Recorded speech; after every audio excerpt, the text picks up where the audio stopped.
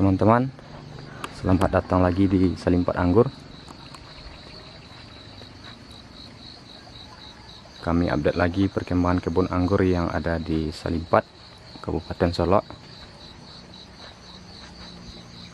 Per hari ini teman-teman, umur kebun kita sudah 10 bulan.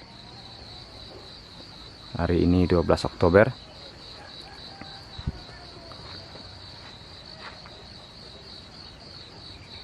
Jadi selama 10 bulan ini cukup banyak tantangannya teman-teman. Bibitnya ada yang bisa beradaptasi dengan baik seperti ini, ada juga yang sampai sekarang yang sudah 10 bulan ini teman-teman masih stuck tanpa perkembangan sama sekali.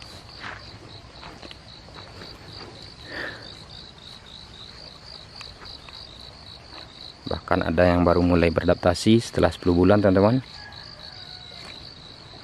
Ada juga yang mati.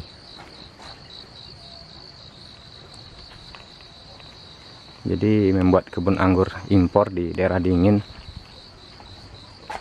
memang butuh kesabaran yang lebih teman-teman, karena bibitnya sangat sensitif sekali teman-teman,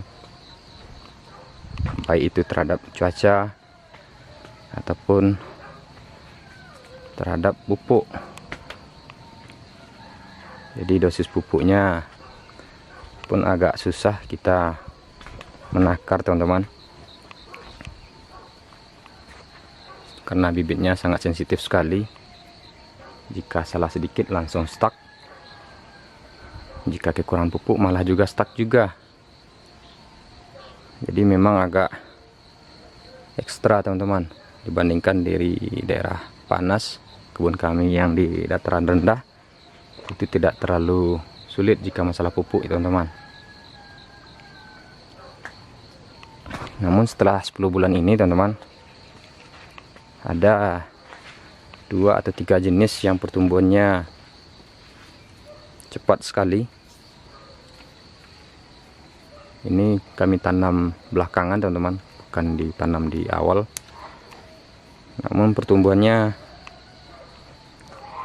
sangat mencolok, bahkan mendominasi teman-teman. Ini sampai ke ujung sana.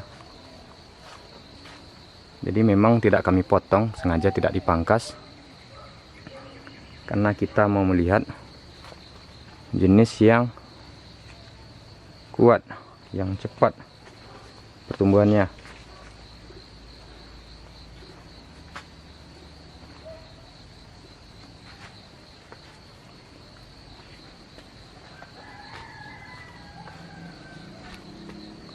Sehingga di tahun kedua nanti teman-teman, dari puluhan jenis yang kita tanam akan kita sederhanakan.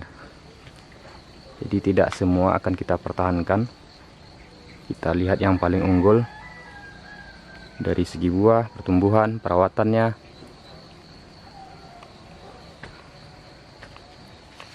Nih ada satu jenis yang cukup unik teman-teman. Kita belum tahu di mana kendalanya. Terjadi perubahan warna dari daunnya teman-teman. Kita belum bisa menyimpulkan penyebabnya, apakah itu pupuk, rostock, atau memang jenisnya yang seperti itu.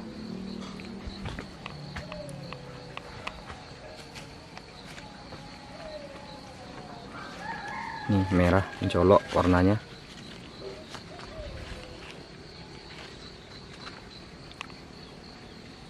Uniknya teman-teman, ini hanya terjadi di daun tua. Untuk di daun muda aja masih aman teman-teman, masih hijau seperti ini. Tapi di daun tua malah terjadi perubahan warna.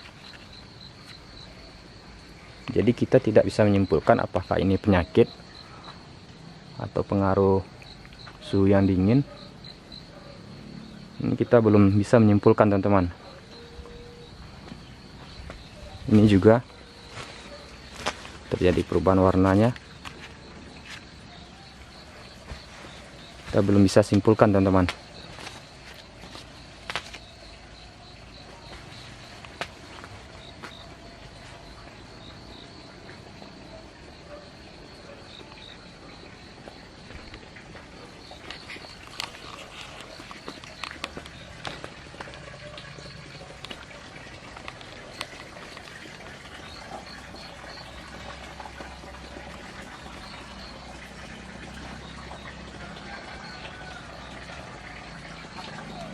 pertumbuhannya memang tidak seragam teman-teman, karena di sini terdapat puluhan jenis. Ada yang pertumbuhan cepat, ada yang lambat, sehingga terjadi perbedaan teman-teman. Ini ada yang sudah rimbun, ada juga yang masih biasa-biasa saja pertumbuhannya. Ini jadi ini memang risiko juga teman-teman, karena kita tanam tidak satu jenis saja, sehingga belang-belang teman-teman. Malah ada yang sampai sekarang masih stuck seperti ini. Ini juga terserang kutu putih, masih stuck seperti ini teman-teman. Ada juga yang sudah rimbun. Itulah makanya nanti di tahun kedua kita akan seragamkan jenisnya. Kita seleksi dulu mana yang paling bagus. Nantinya hanya akan kita pertahankan 3 atau 4 jenis, sisanya hanya akan jadi pelengkap teman-teman. Kita tidak akan membuang, namun kita potong pendek, jadi hanya sebagai pelengkap. Pohon yang unggul lah yang nantinya akan kita banyakkan percabangannya. Ini juga terjadi perubahan warna, tapi ini sepertinya overdosis pupuk teman-teman. Nih, terlihat daunnya layu, pucuknya juga mulai layu. Kalau ini biasanya seperti kelebihan pupuk, overdosis.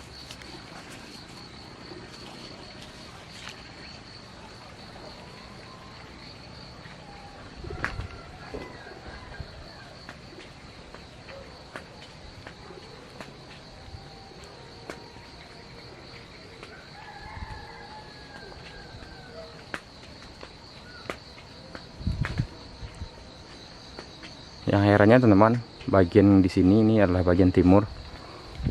Harusnya di sinilah yang paling rimbun teman-teman, karena inilah yang paling pertama dapat matahari.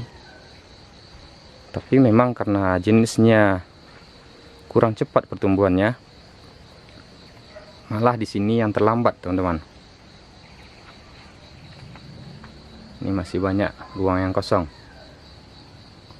Nah, di sebelahnya terlihat rimbun sekali teman-teman. Ini malah rimbun sekali. Ini daunnya juga lebar.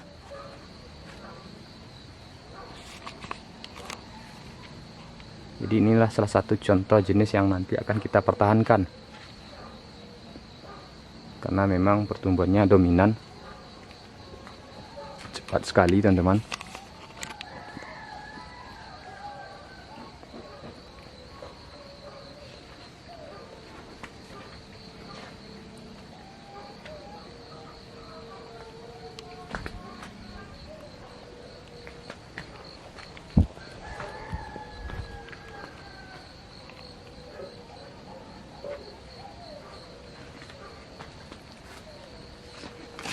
Ini masih rostock teman-teman, belum kita sambung karena waktunya memang belum ada. Jadi ini belum anggur impor teman-teman, ini masih rostock.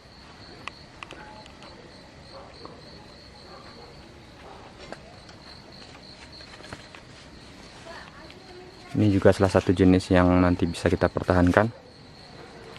Ini pertumbuhannya juga bagus.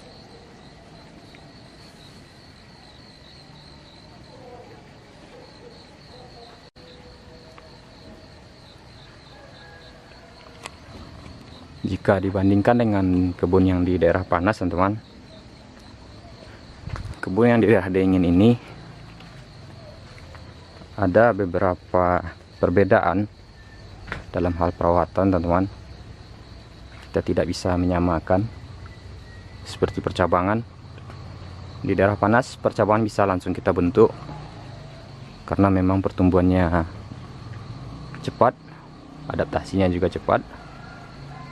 untuk di daerah dingin ini kita tidak bisa langsung membentuk percabangan karena pertumbuhannya lambat teman-teman, dan juga anggurnya lebih sensitif terhadap pemangkasan,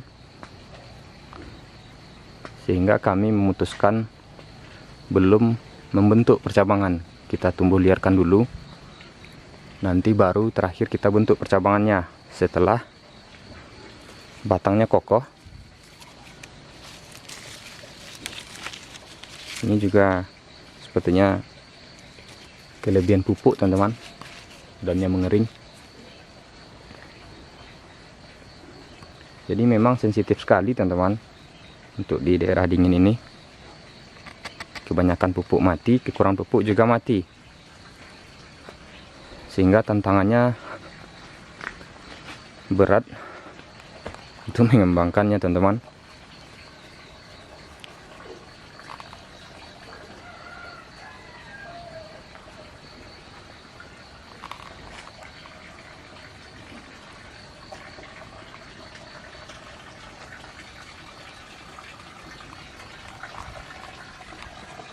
Ini salah satu jenis yang buahnya bagus, tapi pertumbuhannya lambat sekali teman-teman. Akan dilema juga, apakah nanti akan kita pertahankan atau tidak. Padahal buahnya bagus teman-teman, tapi pertumbuhan pohonnya lambat. Ini batangnya tidak kunjung besar teman-teman.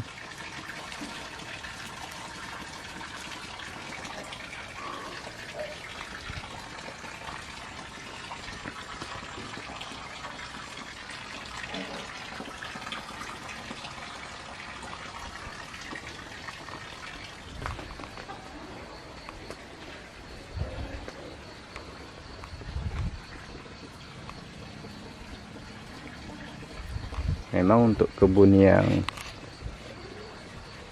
skala besar untuk daerah dingin ini teman-teman, kita masih perlu data lagi, karena data yang kita miliki sekarang belum cukup teman-teman. Ini seperti ini, kita belum bisa memastikan. Ada beberapa kasus seperti perubahan warna seperti ini, kita belum tahu penyebabnya. Kemudian dosis pupuk yang pas kita juga belum bisa menyimpulkan teman-teman. Ada juga hama kutu kebul yang susah diberantas, sehingga untuk kebun skala besar teman-teman cukup berat di daerah dingin ini. Jadi kita belum berani memperbesar kebunnya. Kita lihat dulu yang di sini teman-teman, karena sangat berisiko sekali. Kita belum cukup data teman-teman. Mungkin di tahun ketiga atau keempat baru kita perbesar lagi, setelah kita dapatkan data yang cukup.